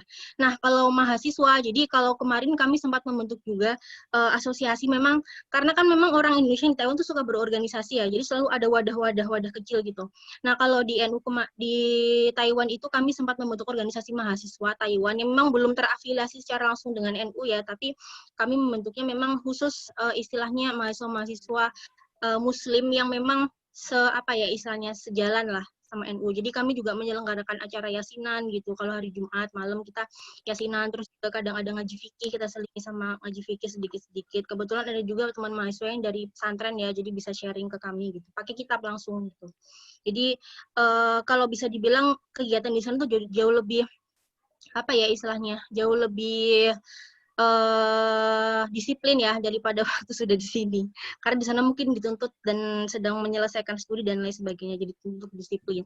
Nah, kalau Ramadan seperti apa? Nah, ini saya baru akan sharing tentang Ramadannya ya. Jadi kalau sahur itu biasanya mahasiswa itu punya banyak pilihan gitu kan. Mau cari yang gratisan ada. Di masjid itu ada 2 masjid yang menyediakan sahur gratis ya. Ada masjid besar, ada masjid kecil. Dua-duanya sama-sama bisa didatangin untuk sahur gratis gitu kan. Tapi kalau misalnya mau di asrama atau di kampus juga bisa. Biasanya kami membentuk grup-grup sendiri. Jadi masaknya itu gantian gitu. Misalnya hari ini grup A masak, besoknya lagi grup B masak gitu. Jadi masaknya gantian. Itu kalau yang di kampus. Kalau mau di masjid juga bisa, itu kalau sahurnya. Nah, kalau bukanya bagaimana? Kalau bukanya itu biasanya mahasiswa sukanya di masjid ya, karena yang pertama gratis, ya, gratis yang pertama gitu kan. Itu ada 2 masjid yang dituju, masjid besar atau masjid kecil. Kalau masjid besar itu yang masjid utama di Taipei, kalau masjid kecil itu yang masjid yang lebih kecilnya lagi, ada di Taipei ada 2 masjid. Nah, menunya seperti apa? Jadi kalau menunya didominasi oleh menu-menu India, Pakistan ya, jadinya ada roti canai, nggak tahu ini roti apa namanya gitu kan. Terus biasanya kami juga dikasih sirup yang itu baunya wangi, nggak tahu itu namanya sirup apa ya, mungkin sirup khasnya di sana gitu. Jadi itu biasanya begitu. Kalau di masjid besar itu, di masjid kecil ya yang seperti ini biasanya. Kalau masjid besar biasanya itu disediakan makanan-makanan yang disupport dari restoran muslim. Jadi mereka memang donasi ya ke masjid itu berupa menu berbuka itu setiap hari. Itu ada. Jadi makanannya bisa dibilang kalau yang di Grand Mosque atau masjid besarnya itu lebih bervariasi lah istilahnya begitu. Oke. Nah, kalau tarawih bagaimana? Jadi kalau tarawih mungkin mirip seperti yang di Jepang tadi ya. Kalau tarawih di Taiwan itu 20 dan itu 1 juz. Setiap malam itu 1 juz.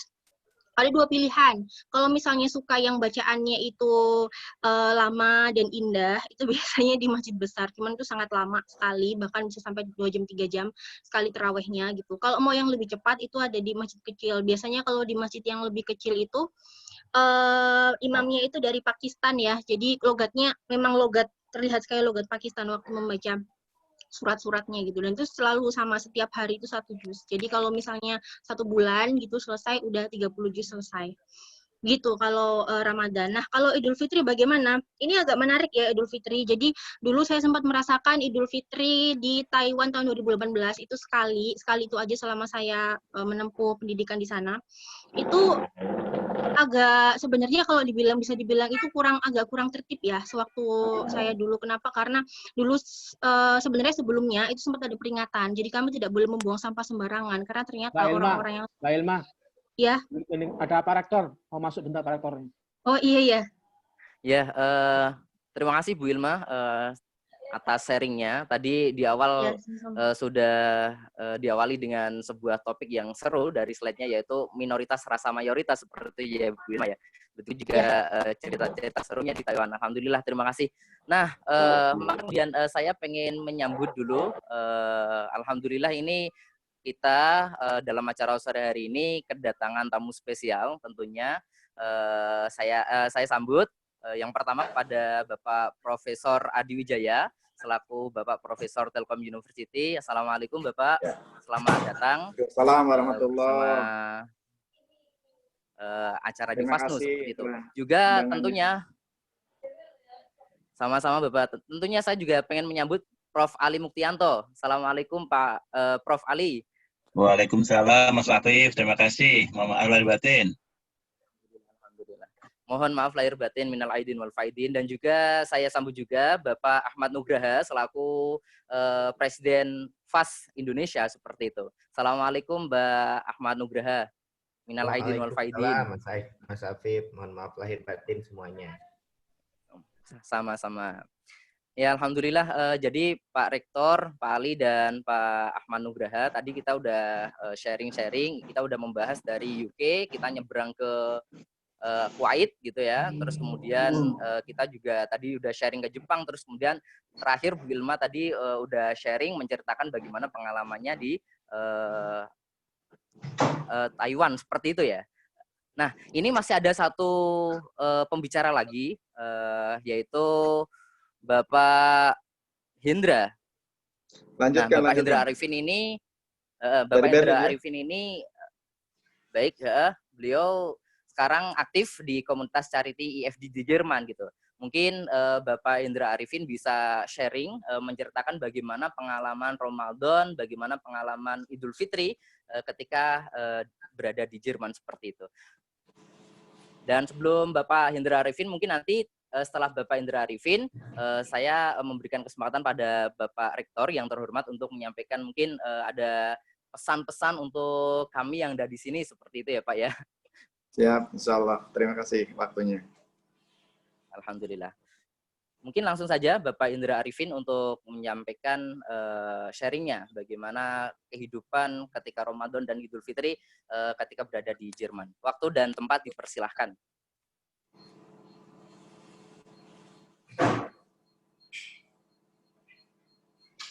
Terima kasih Bu Ilma waktunya. Ya, sama-sama. Terima kasih sudah diizinkan sharing. Bapak Hendra Arifin.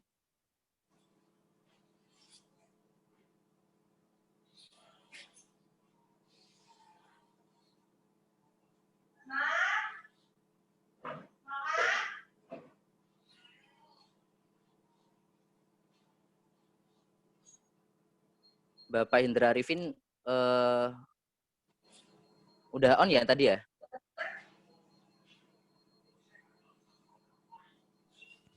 Suaranya belum keluar. Oh, audio bermasalah. Mungkin menu mute-nya Mas, Pak bisa diaktifkan. Apa?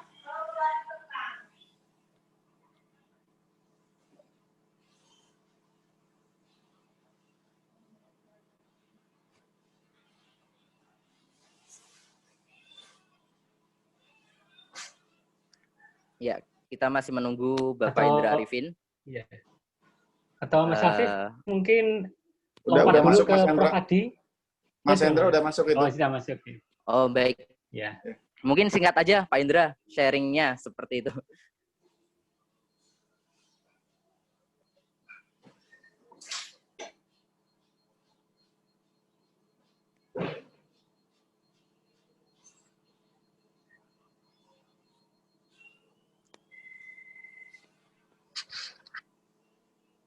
Audionya bermasalah kelihatannya.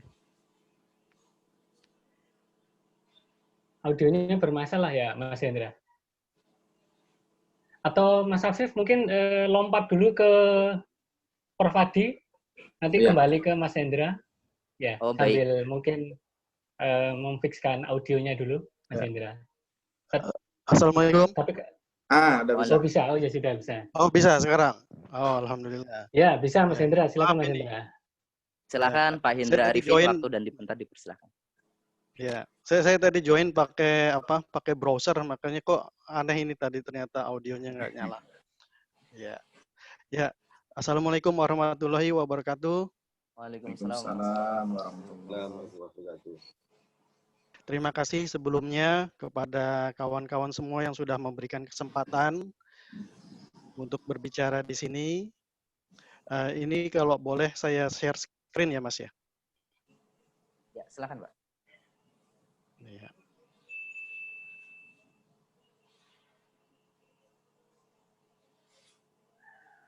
Saat ini pihaknya masih bekerja sama dengan... Kelihatan, Mas? Kelihatan. Ya, saya bikin besar. Ya, ini saya ingin berbagi pengalaman juga bagaimana Ramadan dan Lebaran di Berlin, di Jerman. Sebelumnya saya ingin memberikan sedikit intro dulu tentang saya. Nama saya Hendra Arifin. Saya sudah menikah dengan 3 anak dan saya sudah tinggal di Eropa selama 21 tahun, semenjak tahun 99 ya. Jadi saya juga merasakan bagaimana itu ternyata puasa di sini selama 20 tahun itu pindah-pindah waktu. Jadi dari winter ke summer. Nanti saya ingin ceritakan pengalaman saya. Dan saat ini saya menetap di Berlin. Jadi buat kawan-kawan yang nanti ada rencana datang ke Berlin, silahkan kontak saya. Dengan senang hati saya jadi tour guide nanti buat kawan-kawan semua di sini. Saya alumni STT Telkom angkatan 10 Teknik Elektro dan saat ini bekerja di Nokia. Nah, ini hobi saya. Jadi saya ingin cerita lagi. Sebelumnya saya juga sempat cerita di Fast Ramadan Sharing. Jadi hobi saya memang traveling. Di sini saya ingin memperlihatkan ada sebuah universitas pertama di dunia dari Maroko. Namanya Karawiyin. Di sini fotonya kelihatan di sini. Sekarang saat ini sudah menjadi masjid. Nah, itu dulu didirikan oleh seorang wanita Muslim bernama Fatimah. Ya. Untuk selanjutnya saya ingin cerita di sini tentang Ramadan ya dan Lebaran. Jadi waktu saya datang ke Eropa itu sekitar tahun 99 dan saat itu Ramadan masih di winter. Jadi itu emang enak sekali ya waktu winter itu. Kenapa? Karena waktu puasa yang pendek. Jadi istilahnya siangnya itu lebih istilahnya jam 8 pagi itu udah subuh dan jam 16 sore itu udah maghrib. Jadi rasanya memang pendek sekali. Ini yang saya rasakan kalau Ramadan di winter ya. Nah, setelah ternyata itu dari tahun ke tahun itu kita berbeda waktu. Jadi berubah. Nah, saat ini Ramadan kenanya di summer. Nah, kenapa? Wah, kalau di summer itu rasanya memang cukup berat karena malamnya itu hanya 3-4 jam ya. Jadi jam 2 pagi itu udah subuh kita dan jam 22 malam itu maghrib. Nah, di sini biasanya memang ada ketentuan juga kalau kita sholat taraweh dan sholat maghrib, sholat isya itu biasanya digabung. Karena memang istilahnya setelah sholat maghrib, kemudian kita sholat isya dan sholat taraweh. Itu pun biasanya sholat taraweh itu selesainya udah jam 12 malam. Jadi setelah jam 12 malam, jam 2 subuh kita harus bangun untuk sholat subuh. Dan sebelumnya kita perlu juga sahur. Memang cukup berat untuk Ramadan di summer ini. Untuk di Jerman, jumlah Muslim itu ada 4 juta orang. Tentunya karena sekarang sudah ada banyak orang refugi ya, jadi asylum seeker itu ada 1,1 juta orang. Jadi mungkin jumlah Muslim sekarang sudah bertambah 5 juta mungkin di Jerman. Dan untuk orang Indonesia itu ada 19.000 orang. Dari 19.000 ini perkiraannya mungkin setengahnya ya itu Muslim. Jadi di sini Lebaran itu biasanya di KBRI kita ada Masjid Al-Falah. Pak Rektor juga pernah cerita kalau beliau pernah datang ke Masjid Al-Falah. Ya Pak ya. Ya. Ya. Nah ini biasanya bekerja sama dengan KBRI mendatangkan ustadz. Jadi ustadz itu didatangkan dari Indonesia untuk memberikan ceramah selama bulan Ramadan.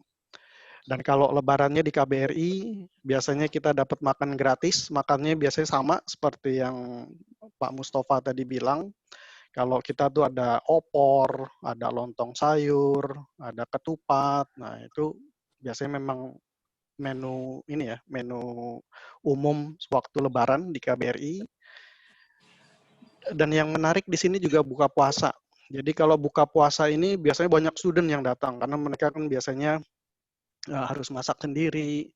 Nah, itu buka puasa itu biasanya kalau di Masjid Al-Falah ini banyak masyarakat Indonesia yang menyumbang makanan. Nah, jadi makanannya memang untuk gratis untuk student-student atau siapapun yang datang. Nah, kemudian juga kalau saat ini ya karena COVID, karena coronavirus, KBRI mengadakan juga buka puasa, tapi buka puasanya itu hanya makanannya diambil. Jadi buka semacam kios di depan KBRI, di mana orang-orang bisa ngambil makanan. Jadi dalam bentuk ya paket. Jadi nggak makan bersama. Itu kemarin saya dengar sudah ada 150 student atau orang yang ngambil paket itu untuk KBRI. Dan kalau untuk masjid sendiri mengadakan juga sama seperti itu, memberikan paket-paket makanan buka puasa, dan umumnya memang student juga yang datang, itu ada sekitar 200 paket. Itu dibagikan secara gratis. Gitu. Kalau untuk pengajian itu mereka biasanya mengadakan lewat Zoom. Di sini ada banyak.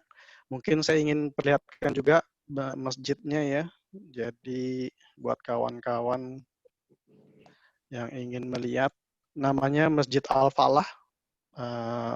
Ini ada organisasinya bernama IWKZ, jadi Indonesische Wijsheid und Kulturzentrum, artinya Pusat Kultur dan Kebijaksanaan Indonesia, seperti itu. Nah, ini bentuk masjidnya, di dalamnya bisa kelihatan kegiatannya apa aja, ada sholat Jumat, ada pengajian bulanan, di akhir bulan biasanya, ada pengajian Al-Hisab, ini pengajian bapak-bapaknya, pengajian Umul Falah, ini pengajian ibu-ibunya, dan ada juga pengajian pemuda-pemudi, ada taman pendidikan Al-Quran, jadi ada TPA, anak saya juga ikut di situ yang umurnya 7 tahun, ikut TPA di situ, dan juga ada pelayanan masyarakat. Ini kalau di foto ini terlihat ini foto nikah ya. Jadi ada juga KUA-nya, Pak. Nah, ini juga banyak, jadi bagian dari komunitas Muslim di Berlin, di Burger Platform namanya, IPMUS. Nah, kemudian juga ada kegiatan budaya yang dilakukan. Jadi memang banyak kegiatan. Nah, di sini juga ada IWKZ Cup, olahraga, kemudian ada sate somai, ini juga penggalangan dana. Jadi untuk menggalang dana biasanya jualan sate somai, dan cukup banyak masyarakat Indonesia yang hadir di situ. Baik Pak Hendra, mohon izin. Ya. Iya. Pak Indra, mungkin ini ada satu pertanyaan Pak. Tadi Pak Mahmud Imrona menanyakan, karena memang sekarang lagi kondisi pandemi ya Pak, COVID-19. Kalau di Jerman itu bagaimana kondisi geografisnya, suhu, penanganan, terus kemudian terkait teknologi yang digunakan masyarakat di wilayah Jerman pada khususnya, yang efektif yang dilakukan di Jerman itu seperti apa ya Pak? Yang efektif, ya pemerintah Jerman itu di berita-berita itu cukup dibilang kalau cukup ini ya efektif menangani coronavirus, khususnya jumlah kematian juga yang cukup sedikit ya, yang cukup rendah. Jadi saat itu ketika virus corona mulai merebak, jadi memang kenapa Jerman cukup banyak yang kena saat itu, Jerman mengadakan ada yang namanya festival karnival. Jadi mereka punya kegiatan karnival yang dilakukan tiap tahun. Nah, saat itu kalau nggak salah itu bulan Maret. Jadi waktu di karnival itu ada ribuan orang yang datang. Nah, itu biasanya di Jerman bawah. Jadi kayaknya banyak korban yang dari coronavirus karena saat itu ada karnival itu. Jadi itu di jalan-jalan biasanya karnivalnya, dan orang itu menghubungi lah istilahnya karnival. Nah, semenjak karnival itulah banyak sekali penyebaran coronavirus. Jadi kalau nggak salah itu bulan Maret ya, atau bulan Februari itu, akhir Februari awal Maret itu karnivalnya. Semenjak itu ada 10.000 orang yang kena, kemudian naik terus. Nah, apa yang dilakukan pemerintah Jerman itu ternyata mereka melakukan pengetesan besar-besaran. Dokter-dokternya pun juga klinik-kliniknya, kalau di Jerman itu mereka harus pakai pakaian APD yang lengkap. Jadi waktu itu saya juga sempat sakit flu ya. Saya datang ke situ, ke dokter, saya sempat dimarahin. Kamu demam nggak? Kamu ada gejala coronavirus nggak? Nggak ada. Nggak usah datang sebenarnya kamu. Gituin. Saya kaget juga. Dan waktu saya datang pun, saya ketakutan gitu. Wah, ini kok istilahnya dokternya, susternya semua pakai APD yang lengkap. Padahal coronavirus belum merebak besar seperti sekarang. Dulu masih sekitar kurang dari 10.000 orang lah, dan itu pun juga di Jerman bawah, bukan di Jerman atas. Jadi Jerman bawah itu seperti kota München, kota Düsseldorf, yang dimana banyak karnival itu di Jerman bawah. Nah, kalau Berlin itu di Jerman atas gitu. Nah, itu yang dilakukan, dan pengetesannya itu banyak sekali. Mereka berusaha melakukan pengetesan sangat banyak perharinya ya, 10.000 orang. Dan kebetulan ada kawan saya juga yang saintis yang di laboratorium yang bekerja juga untuk melakukan pengetesan. Mereka itu bekerja 24 jam. Jadi melakukan 3 shift 8 jam seharinya, dan mereka selalu pengetesannya itu sangat besar-besaran. Sehingga jumlah yang terkena coronavirus itu sangat banyak dibandingkan jumlah yang meninggal. Itu yang salah satu suksesnya pemerintah Jerman. Kemudian mereka juga melakukan langsung isolasi di rumah.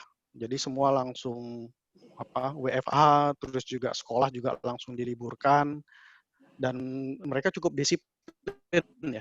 Jadi seperti kalau kita misalkan pergi ke toko itu ada jarak 2 meter antri, itu harus. Dan toko itu pun juga kalau masuk ke toko itu ada jumlahnya, dibatasi. Jadi kalau ukurannya sekian hanya bisa menampung misalkan 20 orang. Artinya banyak orang yang ngantri nanti di luar. Mereka nggak sembarangan langsung masuk, istilahnya terlalu crowded nantinya. Nah, mereka ada aturan. Dan itu memang ada satpamnya yang jaga di depan, yang menjaga ini. Kemudian juga istilahnya dipasang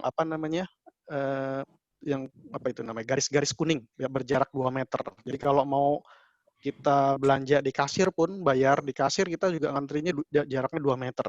Seperti itu. Oke. Berarti sekarang kehidupan di Jerman apakah sudah normal seperti itu, Pak? Sekarang udah mulai dibuka lagi, shopping mall juga udah mulai dibuka, toko-toko juga udah mulai dibuka, itu semua. Tapi ada ketentuan khusus. Jadi contohnya kayak masker, itu mereka diharuskan pakai masker di dalam toko. Atau di dalam shopping mall itu harus pakai masker. Sebagai contoh. Baik. Alhamdulillah ya. Semoga sama-sama kita berdoa ya, semoga pandemi ini segera diangkat. Amin. Gitu ya. Karena memang bukan hanya di Jerman, tetapi Indonesia pada khususnya juga sekarang masih mencari bagaimana sistem yang terbaik gitu untuk masyarakatnya seperti itu. Mohon maaf ini Pak Hendra, saya harus potong karena memang waktu yang akan segera mepet jadwal maghrib seperti itu. Terima kasih Pak Hendra atas sharing dan waktunya. Saya memberikan kesempatan mohon berkenan Bapak Rektor, Bapak Profesor Adi Wijaya mungkin bisa memberikan pesan atau nasihat gitu di acara FASNU pada sore hari ini. Pada Bapak Profesor Adi Wijaya, waktu dan tempat dipersilahkan. Tafadhol masykuron Bapak. Bismillahirrahmanirrahim. Assalamualaikum warahmatullahi wabarakatuh. Yang saya hormati Mas Yusuf dan rekan-rekan. Tadi saya lihat di partisipan itu ada Mas Ruli juga ya, sesepuh alumni ini ya. Kemudian Kang Ahmad, Prof. Ali, tadi ada Pak Mahmud sebagai perwakilan dosen. Mas Afif, terima kasih telah diperkenankan untuk Assalamualaikum Pak Rektor. Waalaikumsalam. Alhamdulillahirabbil alamin wa bihi nasta'in wa ala muridin wadin wassalatu wassalamu ala Rasulillah sayyidina Muhammad wa ala ali Muhammad amma ba'du. Bersyukur kepada Allah kita semua dalam kondisi sehat walafiat dan semoga kesehatan ini terus diperkenankan menemani kita semua di tengah pandemi ini, dijauhkan dari segala bala. Dan dengan adanya silaturahmi saya sangat senang sekali karena memang bisa dilihat semua bahwa ini adalah salah satu event yang bisa saling menginspirasi.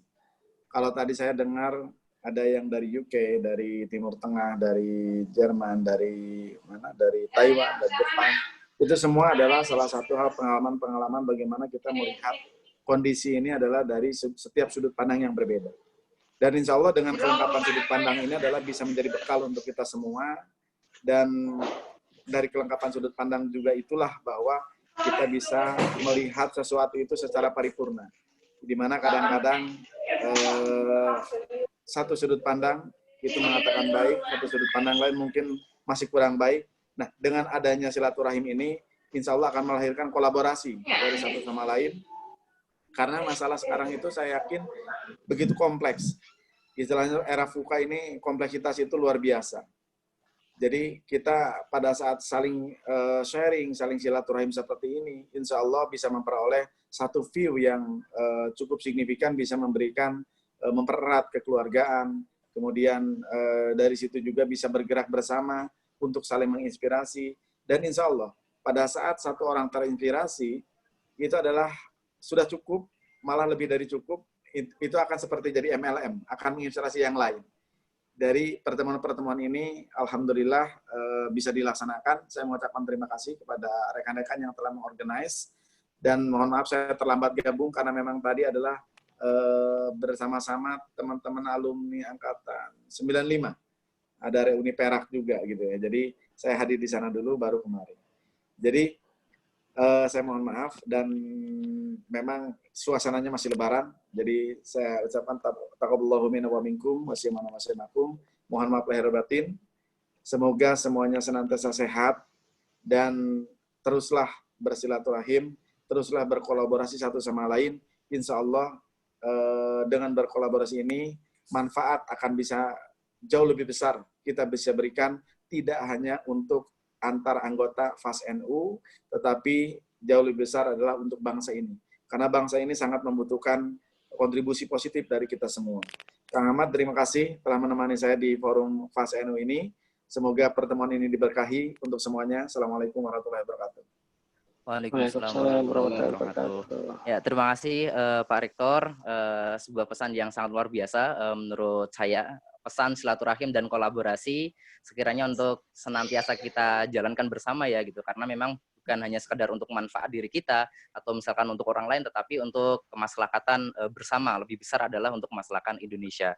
Baik Bapak Ibu sekalian, mungkin kita sekarang udah masuk di sesi terakhir seperti itu, karena biasanya kita ada sholawatan dan memang sekarang sudah masuk waktu azan maghrib seperti itu di daerah Semarang, Jawa Tengah. Saya izin langsung ke sesi doa aja yang insya Allah akan dibarokahi kepada Bapak Didi selaku Rois Suriah dari PCINU UK seperti itu. Kepada Pak Didi, waktu dan tempat dipersilahkan. Oke. Terima kasih semuanya. Mari kita bersama-sama berdoa agar pertemuan kali ini mendatangkan banyak berkah dan mendatangkan kebaikan buat kita semua. Amin. Doanya bisa diikuti bersama-sama. Doa ini sering kita lakukan pada saat bulan puasa. Untuk itu mungkin kami akan berdoa, mohon bisa diamini semuanya. Bismillahirrahmanirrahim. Ala hadratin Nabi Mustafa Muhammadin sallallahu alaihi wa alihi wasallam. Amin. Qada'in hajatikum hajatina wa hajatikum bihajatil mu'minina wal mu'minat. Barakatul Fatihah. Amin. Bismillahirrahmanirrahim. Maliki yaumiddin. إياك نعبد وإياك نستعين اهدنا الصراط المستقيم الصراط الذين أنعمت عليهم غير المغضوب عليهم ولا الضالين. بسم الله الرحمن الرحيم. اللهم صل على سيدنا محمد وعلى سيدنا محمد كما صليت على سيدنا إبراهيم وعلى سيدنا إبراهيم وبارك على سيدنا محمد وعلى سيدنا محمد كما باركت على سيدنا إبراهيم وعلى سيدنا إبراهيم في العالمين إنك حميد مجيد. آمين. اللهم إنك عفو كريم تحب العفو فاعف عنا. اللهم إنك عفو كريم تحب العفو فاعف عنا. اللهم إنك عفو كريم تحب العفو فاعف عنا يا كريم.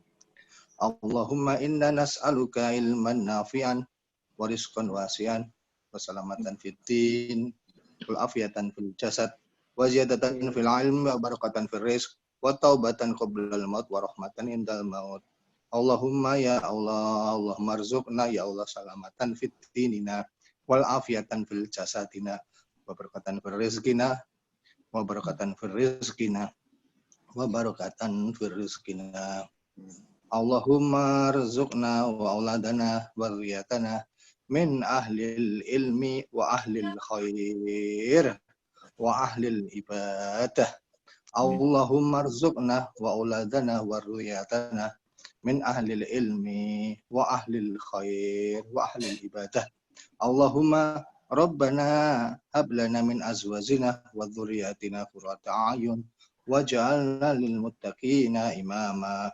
اللهم ربنا آتنا في الدنيا حسنة وفي الآخرة حسنة وقنا عذاب النار وادخلنا الجنة مع الأبرار يا عزيز يا غفار يا رب العالمين. وصلى الله على سيدنا محمد وعلى آل سيدنا محمد. سبحان ربي رب العزة عما يصفون وسلام على المرسلين والحمد لله رب العالمين. بركات الفاتحة.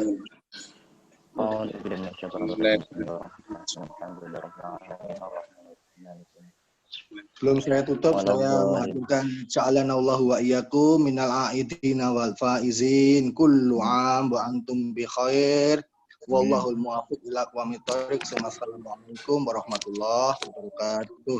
Waalaikumsalam warahmatullahi wabarakatuh. Waalaikumsalam warahmatullahi wabarakatuh. Baik, terima kasih Pak Didi atas berkenaan waktunya untuk membacakan doa. Semoga doa yang tadi dilantunkan benar-benar dijabah oleh Allah Subhanahu wa taala. Bapak Ibu sekalian yang saya hormati, mungkin acara pada sore hari ini telah sampai di penghujung foto ya? Akhirnya. Oh, foto. Baik. Iya dong. Baik, Pak De. Mana Pak De Jaya, foto lah. Siap. Baik. Ya gitu, saya tutup dulu Pak De, habis itu langsung foto ya. Iya. Terima kasih, semoga acara sore hari ini memberikan manfaat untuk kita semua. Dan tadi seperti pesan Pak Rektor, kolaborasi dan silaturahim kita semua tetap jalan karena untuk memberikan kemaslahatan untuk bangsa dan negara Indonesia kita semua. Terima kasih dari saya tutup. Dan terakhir juga saya ucapkan mohon maaf lahir batin, minal aidin wal faidin. Semoga kita semua dalam keadaan yang suci, kembali fitrah dan menjadi manusia yang muttaqin, takwa pada Allah Subhanahu wa taala. Wallahul muwaffiq ila aqwamit thoriq. Wassalamualaikum warahmatullahi wabarakatuh. Waalaikumsalam. Tukang foto jangan lupa ini ada 2 halaman. Monggo sekarang waktunya foto bareng kepada Bapak Ibu yang